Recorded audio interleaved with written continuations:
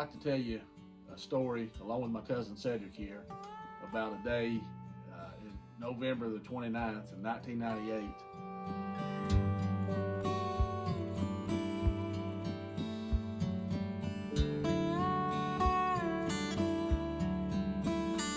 We both were able to harvest bucks, and that, as we stand here today, it was 26 years ago. So we're going to try to recall the story the best we can, so we can get this story on buck tracks, so we can live forever.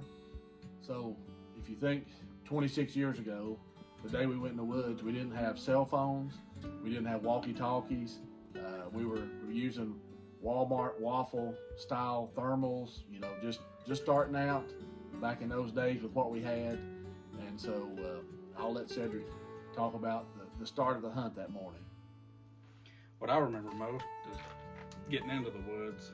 And I hunt from a chair, so we couldn't get my chair into this place, so he had to carry me in on his back, and it was kind of rough getting there. It wasn't too bad. But So to put it in context, before Cedric starts telling the story, I was 23-year-old when this happened, and Cedric was 13, and I was a lot younger. And no offense to him, but he was a lot smaller back in those days too.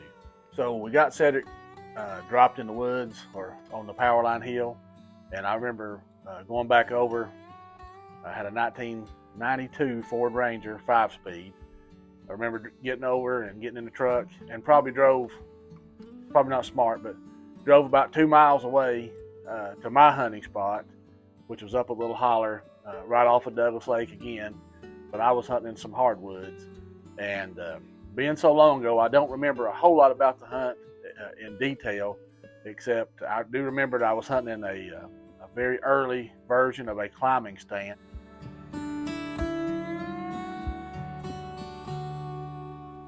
Which it wasn't a baker stand. I tried one of those and almost a death in one of those, so not good. And long before I got some Summit stands, which I use now, and I remember the deer coming off to my left down the holler, and he got right in the bottom of the holler, and was able to take a shot on it with my 30-30, which I've killed a lot of deer with that gun. But I remember aiming for right in the vitals and shot, and the deer dropped instantly and just fell in a little ditch. It was in the bottom of the holler.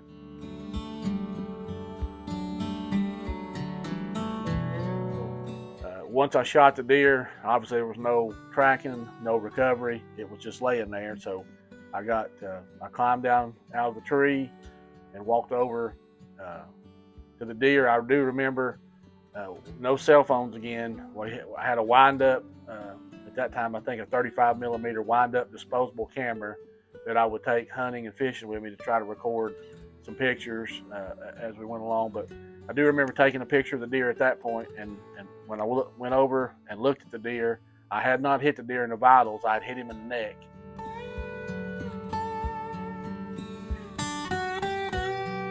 Which was the reason he dropped instantly.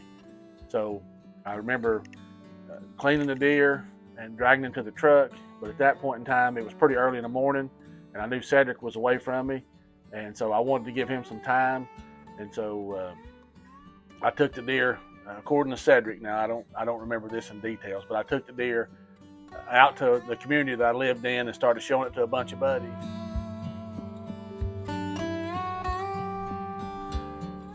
And letting time go by, and so that was my side of this story that morning when we doubled up. And so now here's Cedric's side of the hunt. again, it's been 26 years ago, so I don't remember all the details about the hunt. I know I was sitting behind a ground blind made of cedar trees that we'd cut down and made the blind with. There was a gravel road beside of me to my right that went down to the lake, and the deer came from that way. It just popped out a couple hours after daylight. It was early. That's the funny thing about what he was saying. He killed his deer early and I killed mine early, but we had no way of telling each other. So he was giving me a chance to take one. And so I sat there quite a while after I killed the deer. I was hunting with a 30-06. This was my first time hunting by myself, and also the first buck I ever killed. I'd killed a few does previous, but no bucks. The deer popped out about 30 yards in front of me, and so I let him walk directly in front of me, and was able to put a good shot on him. I was tore up, but I held it together long enough to put a good shot on him, and he turned around and he died actually right in the middle of the gravel road beside of me.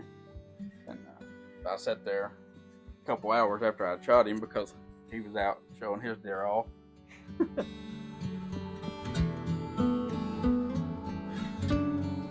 couple hours after I had been sitting there, these people come walking down this gravel road and they start pulling my deer out of the road, so I had to flag them down. I couldn't get down there to them, so I just had to holler from where I was sitting to let them know I had shot the deer. Not long after the couple was dragging the deer out, or tried to drag it out of the road, Jason walked in to get me, so we were able to go look at the deer and take pictures and all that stuff, and we took them home.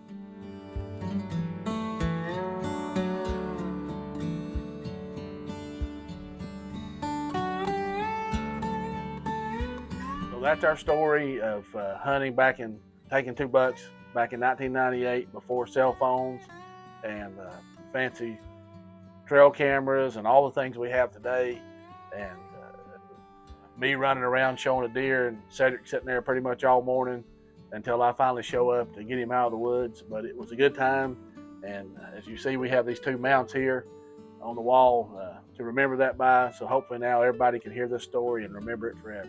So both these deer on the back of the mounts have the kill tags. Back when we filled them out by hand, you couldn't call them in. So we'll try to get pictures of that and include them in the video.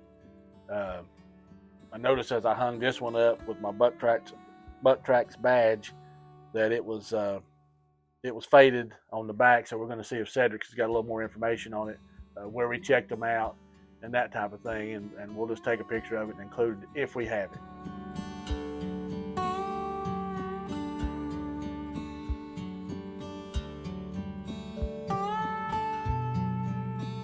It's important, if you're shooting a video like this for Buck Tracts, just be yourself. You may not remember all the details. Just get it as close as you can and be yourself as you tell the story.